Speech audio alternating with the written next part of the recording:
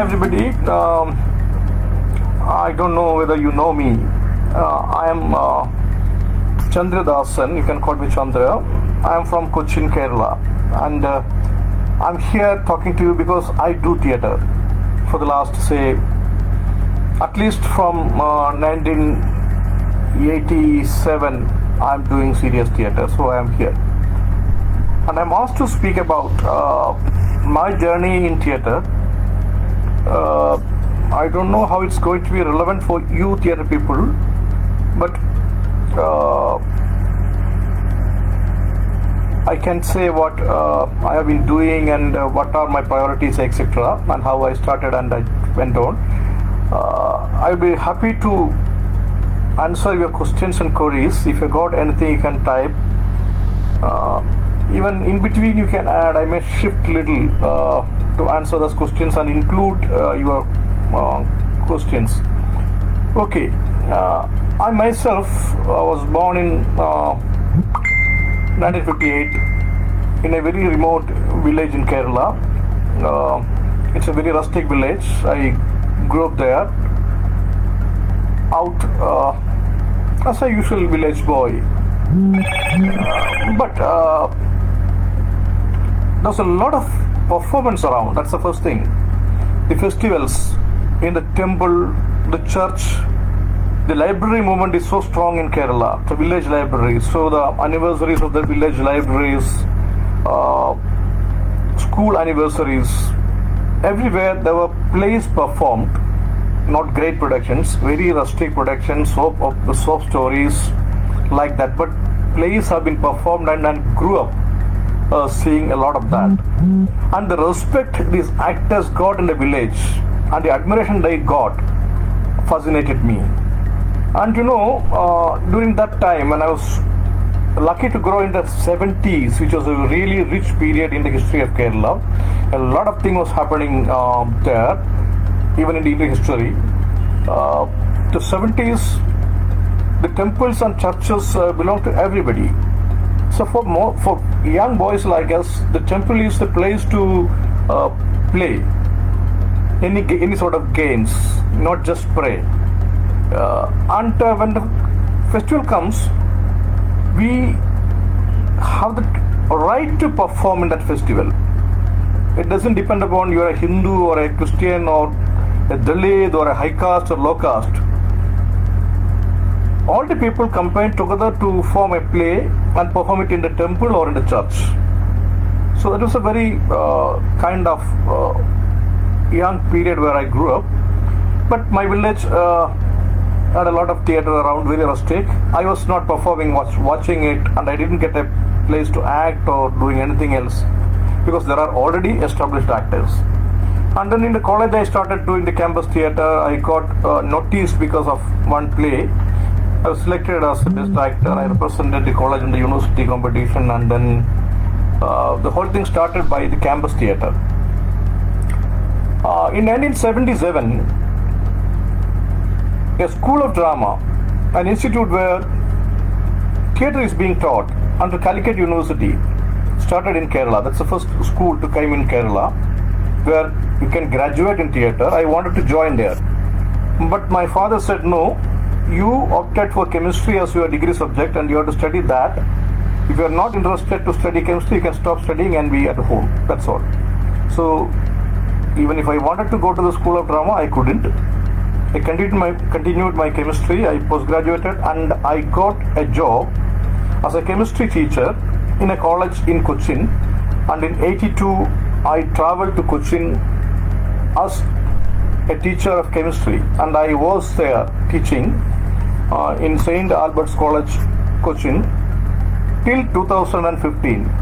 So that shift from a remote village to the city of Cochin made a big change, because now I have the opportunity to see theatre, to see Kudiyatam, to see paintings, to hear good music.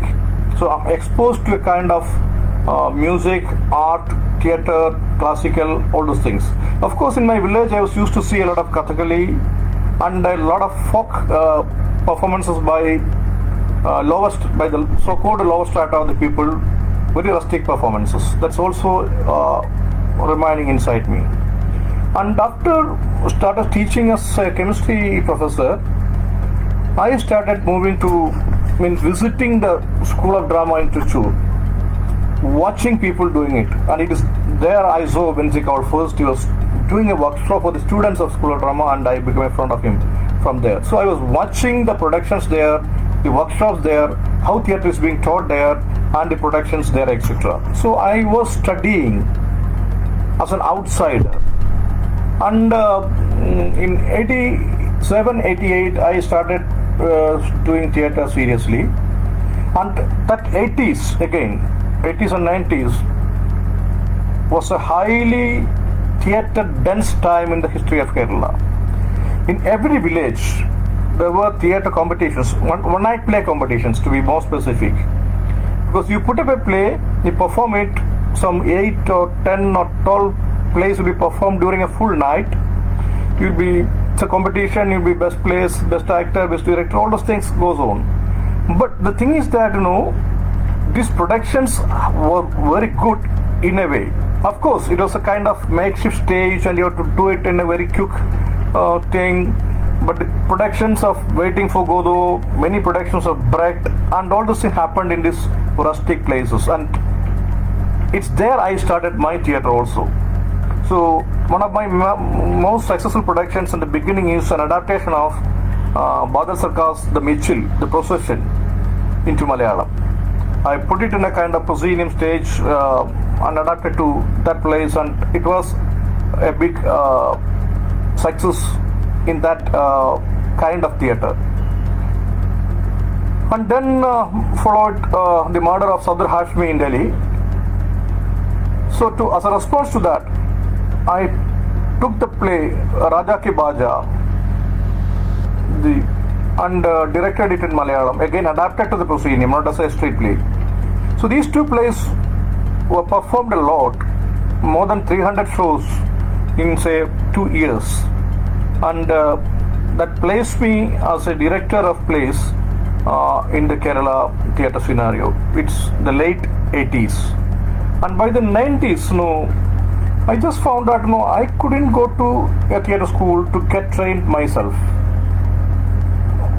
I studied only chemistry, I not studied theatre at all, means academically, or in a proper theatre school. I didn't say that, I didn't study theatre, I have studied a lot. And I thought that we should have a theatre center where people who cannot directly go and get into a school of drama can also get some training in theatre, acting training, and awareness about history and aesthetics of the whole process of doing theatre. So I started a school in 1990. It's in the name of my own group, Logadharmi. It's Logadharmi Nadagashala, that's the name. It is named Christian by late Kavalam Narayana Panikar. He is the person who gave this name for me. So Logadharmi, we started theatre workshops on all Sundays for any kind of people. There may be school dropouts, there may be employees, there may be students, there will be teachers, there will be anybody. Anybody can come and get the training. It's a very informal thing. There's no kind of compulsions of the curriculum to do it here and do it there and the exams, nothing like that. It's going on. And friends from the students from School of Drama, the teachers from School of Drama, and many theatre people in the beginning from Kerala and then from outside Kerala and from the other parts of the world came and associated with me, and they took sessions, and we started a kind of parallel theatre training, which we were continuing on all Sundays from 1990 onwards till last March, when the whole country is locked down. We cannot assemble. So it was happening on all Sundays, whatever be the day, Easter, any sort of celebrations, nothing like that. Sunday means we have the theatre workshop, theatre sessions, the teaching sessions. Even if I am not here, somebody will be in charge of that, will be engaging it. Except this last few months after this COVID. And then it flourished. And then my group, Logadharmi, started doing productions. These productions were performed in different areas of Kerala till 1995-96. One of the first successful productions was an adaptation of Karnabharam, which I don't know, somebody might have seen or heard about that production. It's still running. We did it. The first show, premiere show, was in '92, I think, and still we are performing it. It's continuously in the repertory of Logathami. We have done some 335 shows or more than that in different parts of India, and it's quite successfully running production. And then an adaptation of The Tempest, production of Poranadi, it means Outcast, written by Kavalam Naranapanikar. Then Media by Euripides, and again adapted, all these things. And by 96-97, we started going out of Kerala and performing. The first states which invited us was Orissa, Bihar, then Kolkata, that belt. So we started going out and performing this place. By 2000, we started moving out of India. One of the biggest occasions for us was in 2000 when we were invited to perform in the International Classical Theatre Festival of Greece. It happened in Greece, Athens, Kalamata and Pylos, 3 centers. They were celebrating the Greek theatre. So they wanted to know how the Greek theatre is being performed outside Greece. So companies from China and Antigone in a Chinese operatic style, Argentina, Italy, and one group from Greece and from India we were performing. So we have to travel throughout Greece and perform at 3 different venues. It's a great event, and we have performed in that very traditional 2,500-year-old arena theatre where everybody might have also performed. That was a great occasion. And then coming back, we continued the theatre till day. And at the same time, I was teaching chemistry also till 2015, when I took an voluntary retirement from my job as a chemistry teacher, because I was selected for a Fulbright Neuro Fellowship to visit America and to study theatre, to do a research project on theatre. So I opted out of it. Was there for some time, 6 months, traveled throughout the states. So some 83 productions, met a lot of people, theatres, great people like Louis Walters, Peter Schumann, Mary Zimmerman, Ranti Schul. So all these people, talked to them, saw their production, saw their work, and came back. And then now in 2017, we have created a space for theatre, our own space, where we have some residential facilities, workshop things, and an open air space where we can perform. So now we have a space for ourselves. We created it in 2017, and then we have regular workshops happening from different parts of the world, from states, from Latin America, Brazil, Argentina, Europe, Finland, Lithuania, Greece, Malta, Australia. A lot of people come and do some kind of collaborative work, workshops, our regular trainings, our productions, and we are traveling and performing, etc. is one thing. And in between, other than the productions I do for my group, I started moving out and directing plays for other companies, other groups. For example, I've done 4 productions in Karnataka. The last two were, one is for Rangayana, the repertory theatre of Karnataka government, and the other was for National School of Drama Bangalore chapter. And then before that, I did a production for National School of Drama Delhi for the students there, and many other places. And I have traveled to Finland to do a production for a theatre group there, and in Lithuania I did another production there. So moving in and doing productions in many different languages which I do not know. like Lithuanian, Finnish, Kannada, Tamil, and Hindi. Hindi, we are not very. I can understand Hindi, but I'm not well versed in Hindi and the nuances of Hindi. But I have done the directions of that also. And so this career is going on. In between, I am writing a little, write some plays here and there. Especially, I do work with children also. We have a children's theatre company, which is known as Malavilla. It's in Malayalam. It means a rainbow. Since there are not enough good plays for the children to perform, sometimes I have to write and publish those texts also. So I do children's plays also, and still going on. So that's a kind of my journey as an autobiography. But that's not the thing. If I just go back and check my productions and what is there, I have done all kinds of productions, but mostly I've selected classics. From Sanskrit, I have done Karnabharam by Bhasa. With National School of Drama, they wanted me to do Shakuntalam with the students of National School of Drama. It's in Hindi. It's there in YouTube. You can see it if you love to. So Shakuntalam I have done. I've done Matavilasam in Sanskrit here in Kerala. And I've done Media, one of the production which we took to Greece. That was in Malayalam, an adaptation by Euripides. I've done 2.5 Shakespeare's. 2.5 means I've done Macbeth and Tempest adaptations both. And then I did a production titled Agle and Cleopatra. Agle is a Lithuanian character, a folk character from there, and Cleopatra is Shakespeare's Cleopatra. I have took the two stories of these two heroines and then made into a kind of one-acted performance that happened in Lithuania. Then it was reproduced in Malayalam in Kerala. So I've done Shakespeare. I've done Uburoy by Alfred Jarry. I've done Madhavi by Bhishma Zani.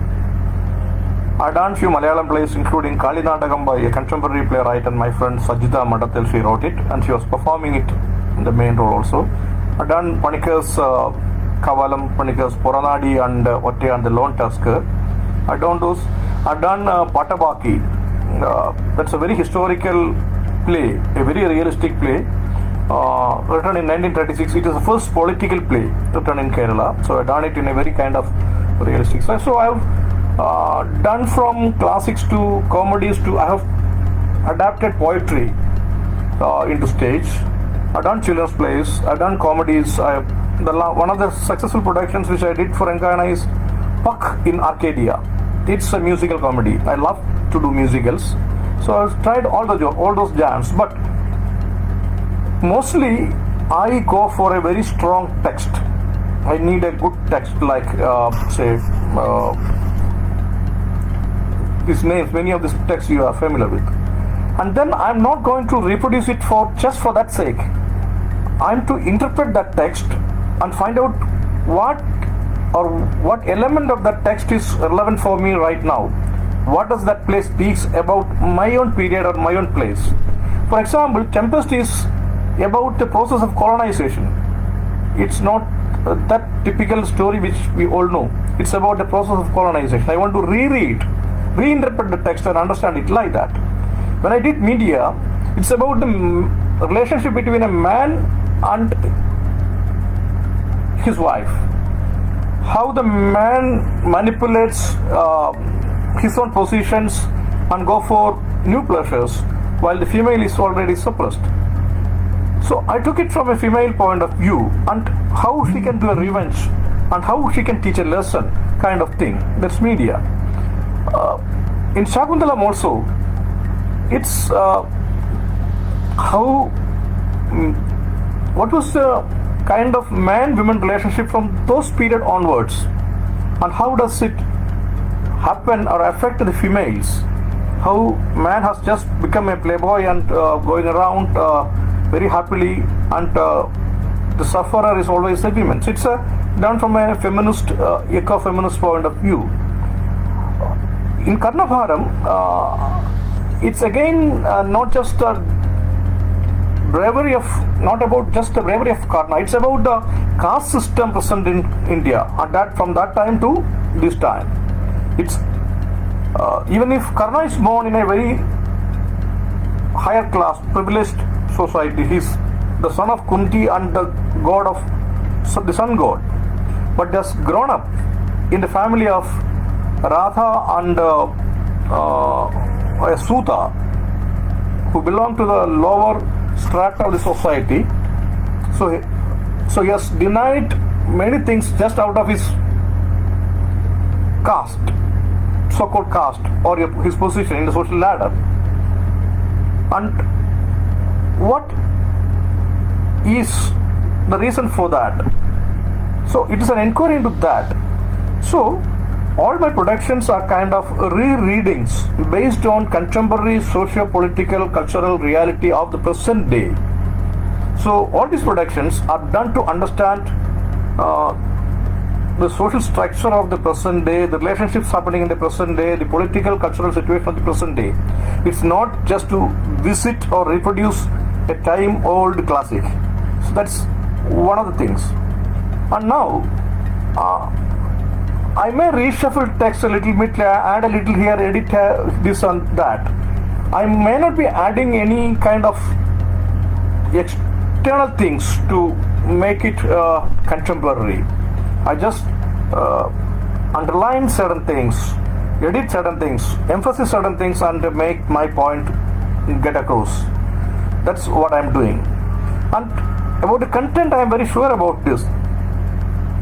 One of my biggest influences in theatre, I told you that I have not been undergoing a particular training in a theatre school, but I have been watching our masters even today doing their productions.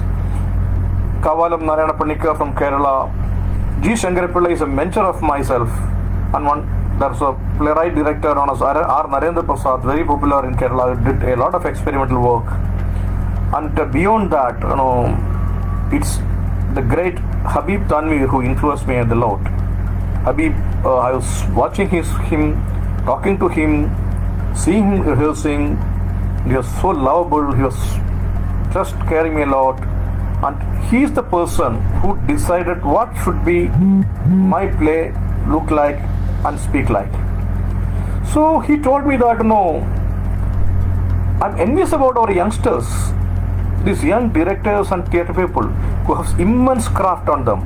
They can do wonders on stage, visually, spectacles, this, that, everything, but they don't look into the content. What should this play communicate?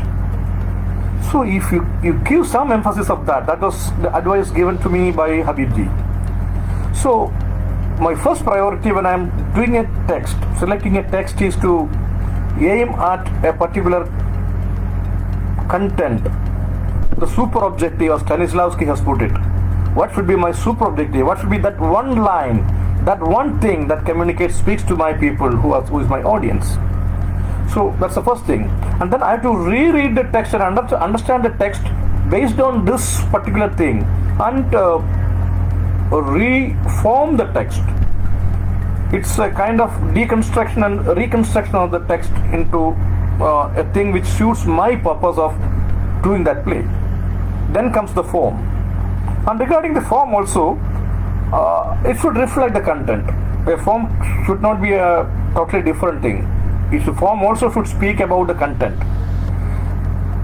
But I am from Kerala, and I have been watching a lot of rustic folk ritual performances from my childhood, and a lot of things has influenced me.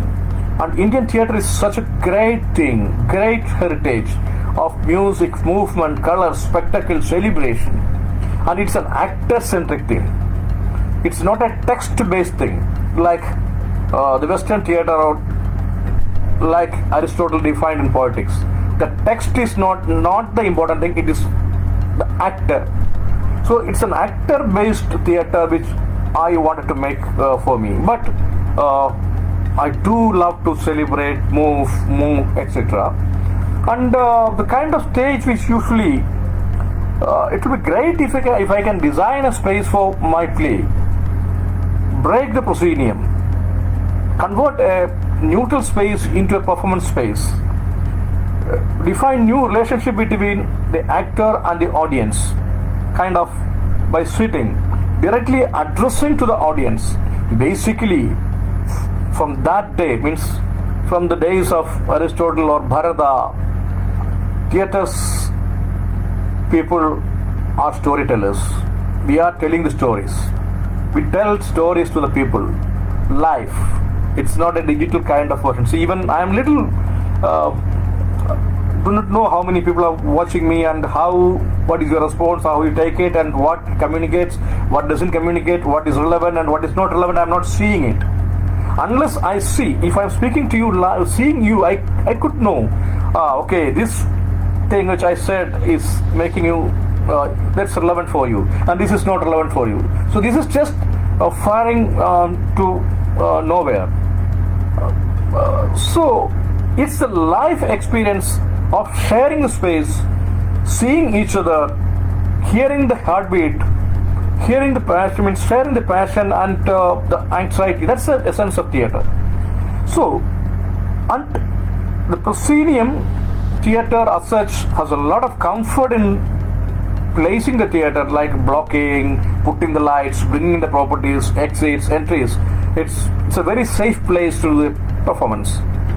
If you go to a kind of a theater in the round where people are surrounded, or where people are very intimate, you don't have that kind of space, means comfort. You have to take a risk, but that risk will give you another benefit. You can directly talk to people, you can directly touch the people, so it can be very intimate. So somehow from the beginning itself I was little not happy with the proscenium arch itself. And honestly, the play Karnabharam, which has been performed many places, it has been done for an open, just a neutral space and performing there. But we have to travel, and when I come to Mumbai or Delhi, I may have to put up the play in a proscenium. We may have to shift the performance to the available space. I may have one design in the space design. Sometimes I may get it for some place. So it's the flexibility and adaptability is also important. But even if it's put on a proscenium, the aesthetics and the grammar of the production is not based on the proscenium aesthetic grammar. We just see that the fourth wall is not there. I'm addressing directly to the people. We're looking at the people. We are seeing the people. We are responding to them. And as I was working more and more, means when I moved till recently, I'm more for very intimate kind of theater where the audience is also part of the performance. It's a kind of inclusive theater, including the audience. I do design right now. This Puck in Arcadia, the Puck, which I did for Rangayana, which has been tremendously running till the COVID days. They have, in 4 months, they had completed some more than 40-45 shows throughout Karnataka. People like it, and I get messages and calls, and it's a hilarious comedy, musical, set like kind of pseudo Shakespearean play. It might look like Shakespearean play. It has characters of Shakespeare, like the three witches are there, Falstaff from King Lear is there, Puck is there, but other characters are there. It speaks from that time about a lot of things happening in India right now. It speaks about the honor killings. If a Dalit boy is in love with the princess, both will be killed and hanged. And also it speaks about marriage between two girls, a lesbian marriage. So we celebrate the lesbian marriage and the marriage of across the caste and creed to end the play. It's a totally different play. It's a hilarious comedy, but it's inclusive of the audience. The play happens on the stage, down, characters are here, there, sometimes making one of the audience also to act a little small kind of thing. It's kind of those things. So this direct relationship which I wanted to have between the audience and the performance is one thing I'm looking for. And I'm using light, I use a lot of music and a lot of painting. In all my productions, most of my productions, I work with artists, and big paintings to small paintings, a lot of paintings is done on the set, here, there, it's brought in to represent the period, to represent the time, the place, the background, even to represent certain characters. In Shakuntalam, we used a lot of paintings to translate the poetry of Kalidasa into visual images. So it's a kind of spectacle engaging people. So without engaging the people, I cannot put across my content. So I wanted to make the performance interesting, engaging, entertaining, with music, movement, color, choreography, objects, properties, and I work with actors. Actors has to create the character, the great performances, and it has to be, if there's a moment where you can act to that extreme ecstasy as in a ritual, it's great. It's not pretending to be the character. I'm not asking the actor to pretend the character unless it is needed for that character, for that genre of the play, for that specific play. But on the occasions you just break out, grow yourself to that extreme performing area, it's great as in a ritual, because these ritual performances is inside me as specifically from as an Indian and more as a Keralite, because we live with that. But it's done with a very rational purposes. It is not to reinforce any kind of religious or thing. It's very rational kind of thing, very progressive kind of thing, very political kind of thing, and it puts across the issues of the marginalized, the marginal peoples. Most of my plays speaks about the victimization of the Dalits and the women, or the village, or somebody who is deprived of power, position in the society. So that's the other aspect about my theatre. For me, theatre is a kind of a cultural, political activity. And when I was thinking back, these Corona days, COVID days made me sit back and think about my kind of theatre, what was been influencing me, as working models, theatre I have seen, and theatre I would love to have performed.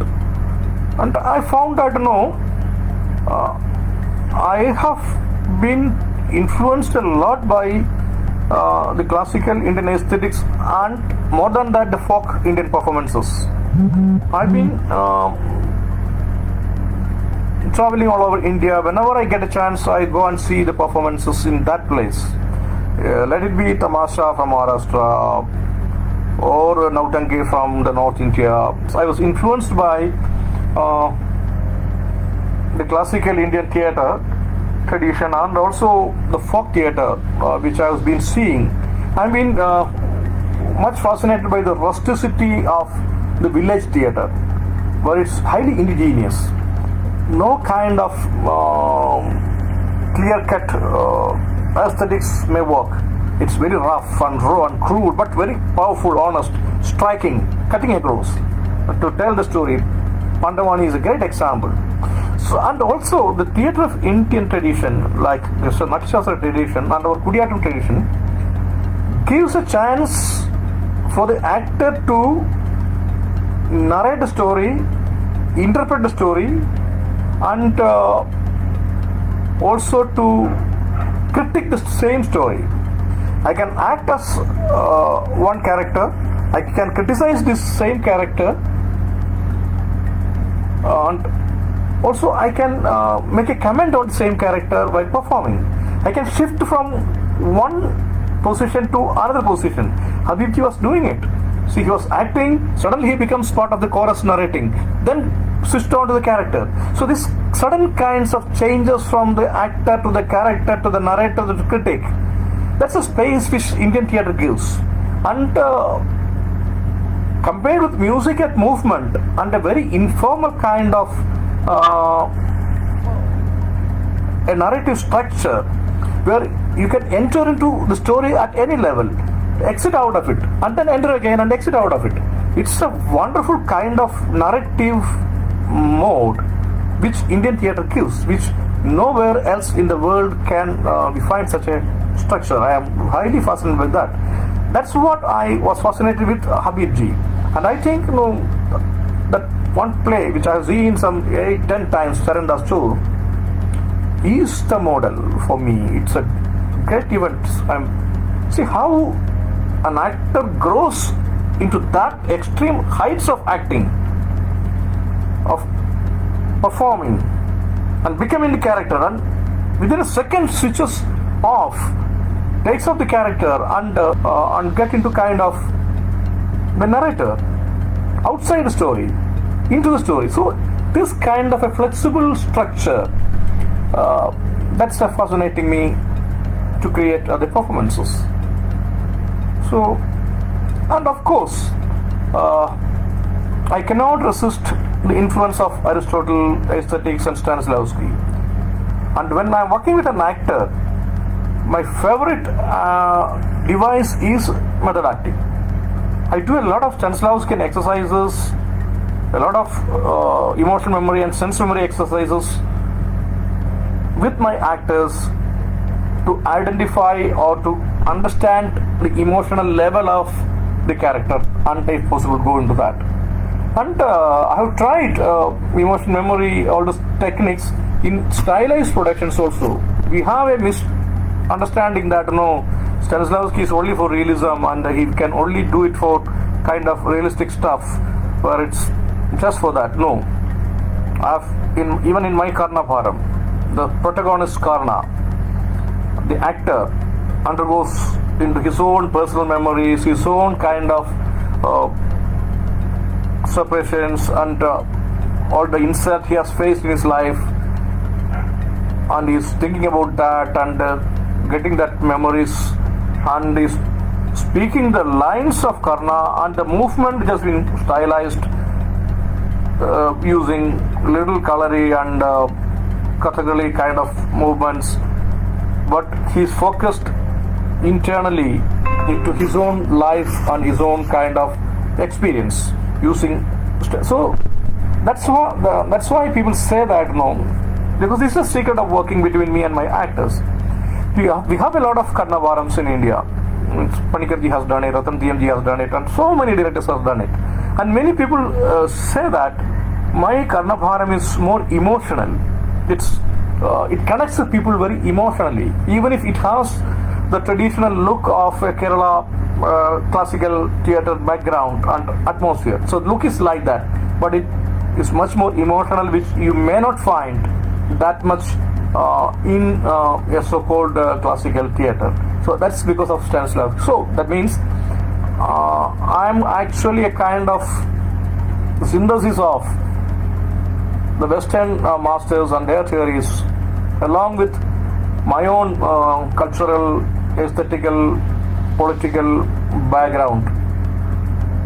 If I was not born in Kerala, my theatre might have been different.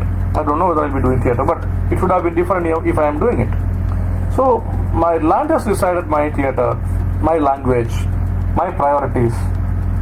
Even if I am communicating it to a total of universal kind of audience. My media, which do not look like a kind of Kerala productions, even if you the form wise doesn't show any Kerala kind of form, folk or classical form. If you can see anything, you can see a little of ras, some under some folk dance of Gujarat, Maharashtra, that area, not from Kerala area, in movement, some choreography here and there, etc. We have a lot of mask from the Greek to the Kerala tradition. So it's a kind of synthesis, but internally we were working with how the actor can transcend to the heights of a demigod, a goddess, how this transcendence can happen. It happens in our many folk see this kind of very focused kind of transcendence. It's beyond realism. Uh, it's just growing as a superpower, superhuman. That happens in Theyyam. So we have been working with the process of a Theyyam artist and how this character grows. Because my problem was that, media, to do revenge to her husband, she kills her children. So the mother kills the children to do the revenge to the husband, and the audience has to feel this action, means they have to say that okay, media did the right thing. She cannot be questioned. But a mother killing the children for any reason cannot be approved by our society. We cannot accept that. Then what we can do? She has to do this, and the audience should be with her side. So then I just thought, no, if an ordinary person like me or you kill someone, means your child, you'll be blamed. But what if a god does it? If goddess Kali or some super person like Kali or a semi-goddess does this to teach the mortals a lesson, you will worship her. So I just want to grow this character to that height, the height of a goddess, so that she does it to teach this mortal a lesson. So that's the process. That's the content. Means that's our aim. So to do that, I have something in the text. I have to find some reasons in text, and of course, she belongs to the race of the sun god. He sends his people to save her at the last, the messengers, and she has that ancestry with the god sun, and she is the priest of the goddess Hecate, and she is having some black magic in her. She's a magician, black magician. So this black magic, this Hecate and the sun god, that has some extra human thing inside her, but she has kept everything out, digged it in ground, and converted herself into a very ordinary village girl, so that she can be in love with Jazan and be his wife, the mother of the two children. But when she understood that, she has been victimized. She's going for another marriage without telling her, in hiding. She wanted to do research. She takes those things out and goes back to that level where she can teach this lesson. So the actress and myself was been from the first entry of her. We have been creating a kind of acting pattern which shows that there's something extraordinary in this character, something which is higher than the other people on the stage, and she is at a height, and that elevation happens due to acting. And we adapted the process of Theyyam, and their costumes are also very heavy, because Theyyam artists wear very heavy costumes, and they dance with that heavy costumes with the erect backbone. So wearing this big costume, means heavy costume with a lot of metals and many layers of clothing, colorful, and then she's staying and walking and looking people from a kind of thing with fire around her. So it's a kind of rising. So there's an interesting thing. I'll conclude my talk with that instant. When we went to Greece and I was to perform before the first performance, the day before we were doing the rehearsals, then one Greek person came to me and got introduced and asked me, okay, what is the play you are going to perform? I said, it's Medea. They call it Medea. So then he said, oh, Medea, why should you do that right now? It's a very old play.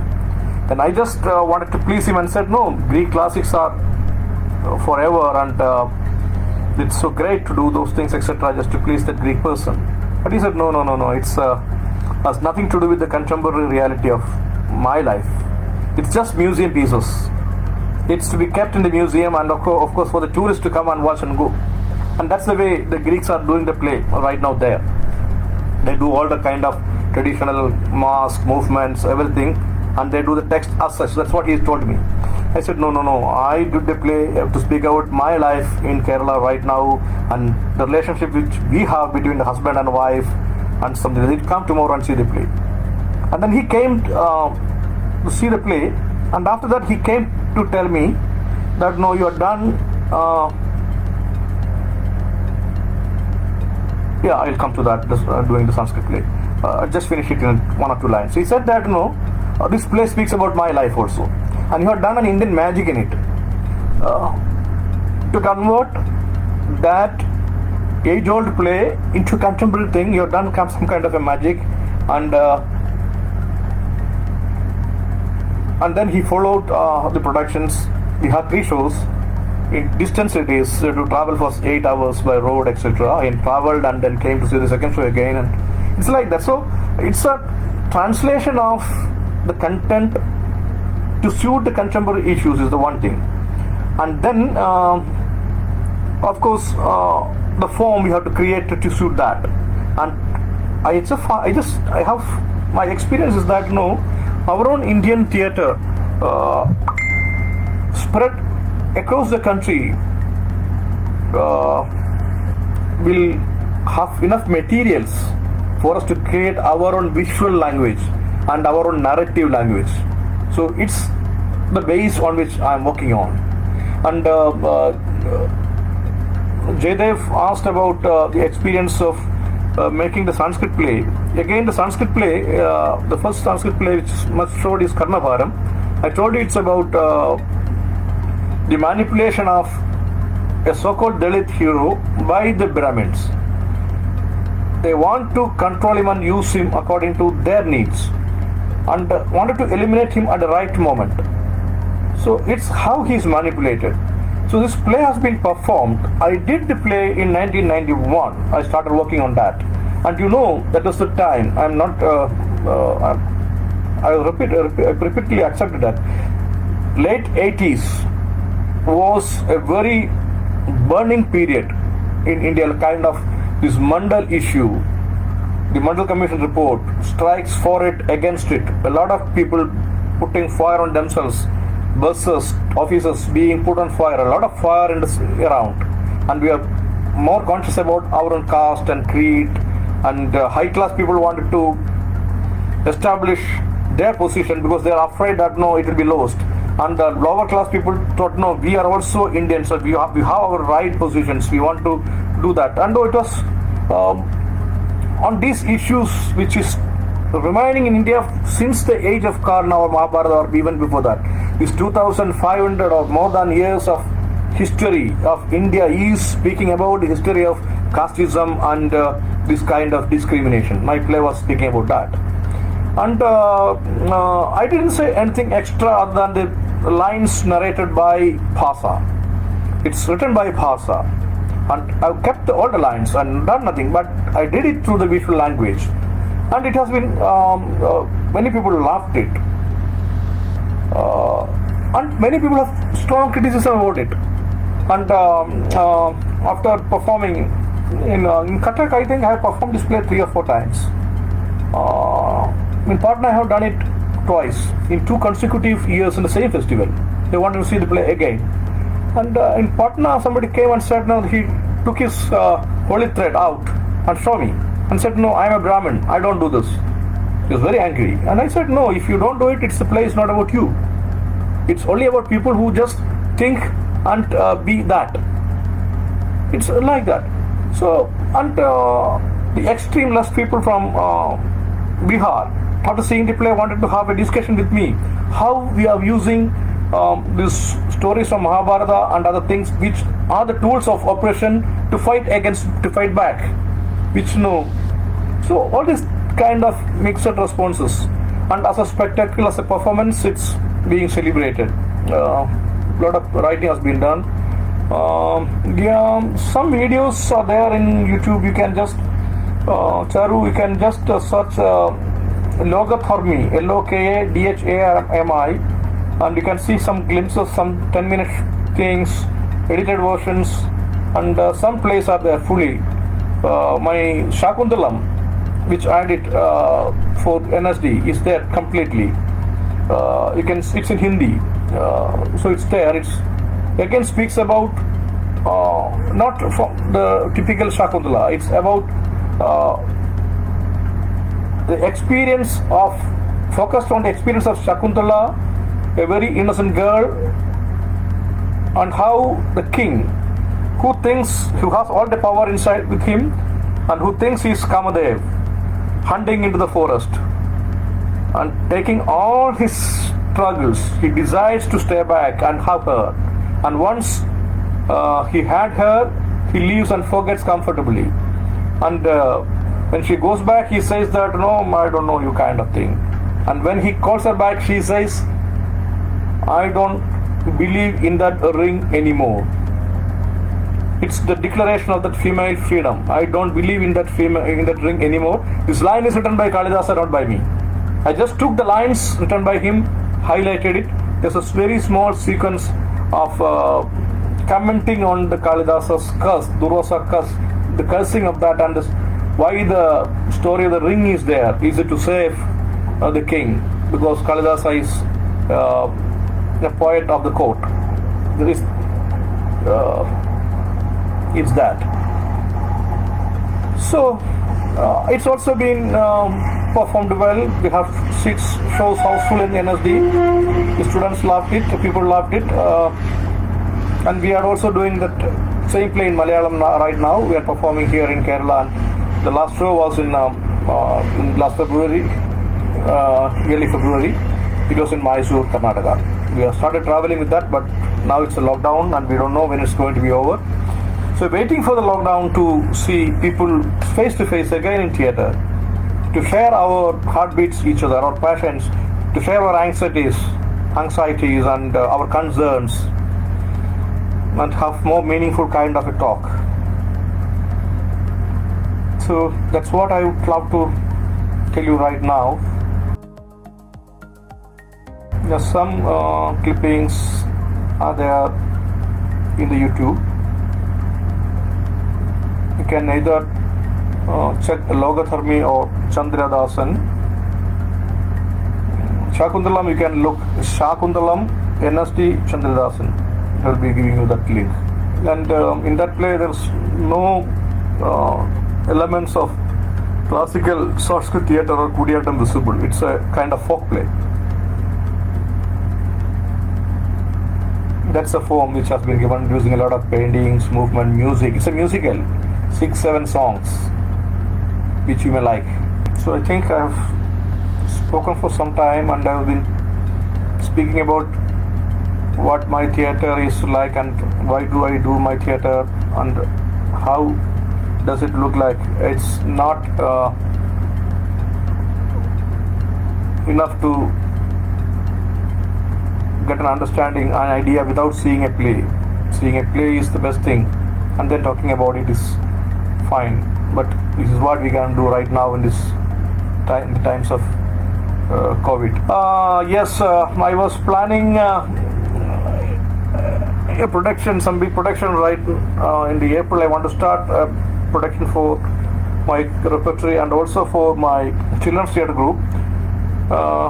But I don't know whether I'm going to do it right now.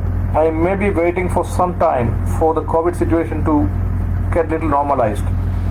One, I have to assemble. Now, the thing is that, since we have a space, we have actors from all over Kerala coming together, and after the audition they come, I select actors and they stay together and do it.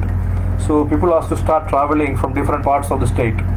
Coming to, it's not a local group right now, it's people from different parts of the state coming in.